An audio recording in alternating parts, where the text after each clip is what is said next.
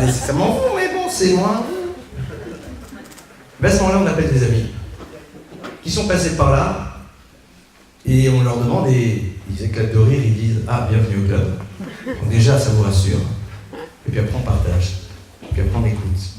Et je pense que ça peut être intéressant aussi. Parce qu'il y a des personnes qui vont dire « Oh, pas chez moi ». D'accord, très bien. Les anges existent. Vous savez, c'est comme... comment ça s'appelait là Bonne nuit les petits, là. Comment il s'appelait Palprenel et ça existe. 2% des cas. Pourquoi pas? Ils font partie de Palprenel et de machin. Why not? Mais ça se prépare en amont. Mais ça se prépare en amont. Arrêtons d'être dans des gestions de crise. On sait qu'ils ont 10, 11, 12 ans et qu'à 12 ans, au niveau des garçons, des filles, déjà, il y a les hormones qui vont commencer à bouillonner. 1. 2. Le groupe va commencer à s'installer. 3. La pression du groupe, il va débarquer. On se travaille en amont. On réfléchit avant et on met en place une stratégie. Et on s'arrête et on pense des choses. Je vous l'ai dit déjà une fois dans une conférence. Si on ne décide pas de penser sa vie PEN, on risque de penser sa vie PAN. C'est la même chose. C'est-à-dire, c'est penser, mais en amont. Un juif vit le khatrila a priori, pas a posteriori. Parce que la gestion n'est pas simple.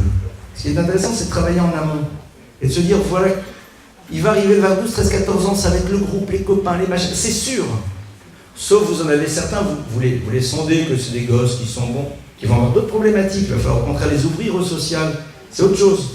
Donc, on pense déjà ça en amont. Qu'on soit en couple ou qu'on soit seul, on a besoin d'y réfléchir et à ce moment-là, d'avoir des choses qui sont déjà prêtes. Ça peut aller, vous savez, jusque quoi? Et c'est quelque chose qu'on a fait, qui malheureusement a tenu quelques années, mais c'est toujours le problème de l'engagement et du bénévolat. À un moment, on s'est rendu compte qu'il y a des enfants, surtout des filles, qui commençaient à arriver à 9, 10 ans, 11 ans, 12 ans. Qu'est-ce qu'elles font le dimanche? Eh bien, on a créé un mouvement de jeunesse. On le crée, et on y va, et on se bat, et on s'organise. Et le papa, il est mis à contribution, et la maman, le dimanche après-midi, elle va recruter 2 anciennes des éclaireurs ou de ce que vous voulez, et on va, et on se coule, et on bouge, et on est fatigué, c'est vrai. On sait pourquoi on le fait. Alors, toutes les semaines, peut-être pas, tous les 15 jours. Et 10, 12, 15, et on est là, et on s'investit. Mais c'est ça, la vie. C'est pas juste sans arrêt, on va cliquer quelles sont les dernières activités dans le Grand Lyon. On s'organise, le phénomène du groupe. Les garçons entre eux aussi, on leur propose, il y a un truc de folie, il y a une expo, il y a un truc d'avion, il y a un machin, que sais-je. On récupère quelqu'un la semaine prochaine, vous allez apprendre à faire des feux de camp, la semaine d'après vous allez apprendre comment est-ce qu'on monte aux arbres et comment est-ce qu'on crée des trucs, que sais-je, plein de trucs. Au début il dit ouais c'est nul. Quand ils seront là, vous allez voir comment ils vont kiffer la vie. Parce que là il se passe des choses. Mais ça se travaille en amont. Alors si vous voulez, on peut faire un parti conseil concret, mais voilà, c'est un petit peu ça que je vous propose. Oui, autre question? Allez-y. On a encore 3 minutes, donc profitez-en.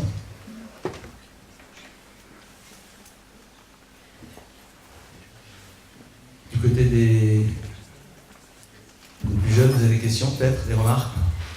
Toi, t'en as une?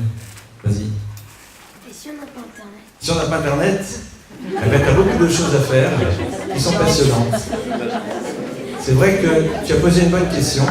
Si on n'a pas Internet, ça veut dire qu'on n'en a pas encore besoin. Et c'est vrai que, tu sais, c'est comme tout. Dans la vie, il y a des choses, on est persuadé que si on ne les a pas, eh bien on manque quelque chose. Et comme j'ai dit tout à l'heure, et après on réalise qu'au fond, il ne nous manque pas grand-chose. Seulement croyez, c'est comme tout. Et on voit des choses, on dit ah là là, ah là là. Et en vérité, on se rend compte qu'au fond, il ne nous manque pas grand-chose, qu'il y a des choses tellement plus intéressantes qu'on peut faire à côté. Maintenant, parfois, on en aura besoin, mais très techniquement. Pour réserver un billet d'avion, pour faire ce genre de choses.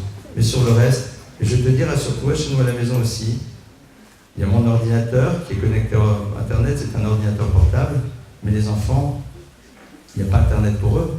Et ils vivent très bien. Ils savent l'utiliser aussi quand c'est nécessaire. Mais c'est tout. Autre question? Et puis j'ai envie de dire, s'il n'y avait pas Internet, je ne serais pas ce soir à une conférence là-dessus.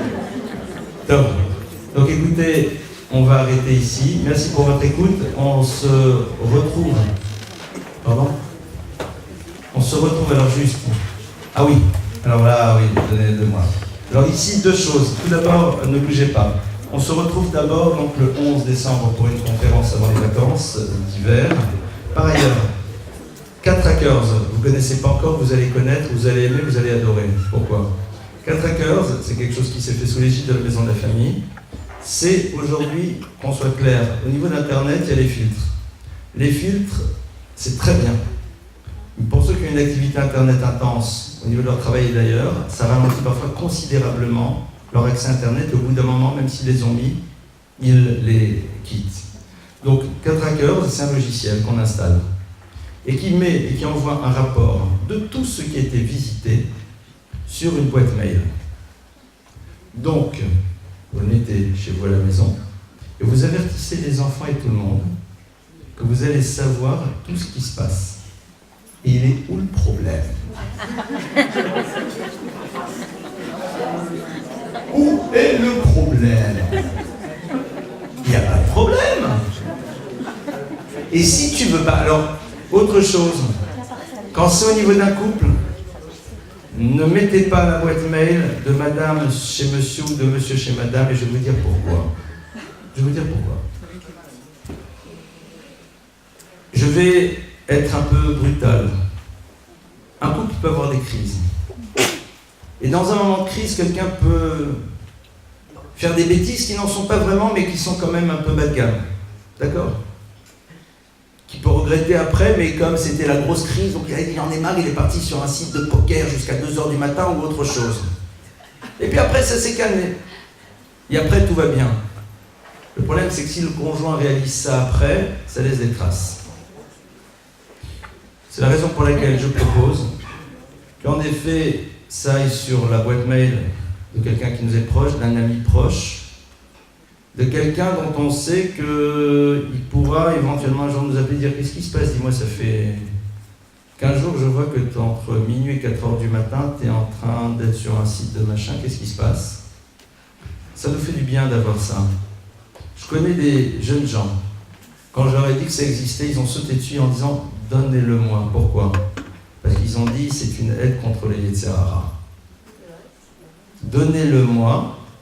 Parce que le Yetzirah, il est très, très, très fort. Il connaît très bien son job. Et donc, c'est la raison pour laquelle, si on a envie vraiment, eh bien, on se donne les moyens de.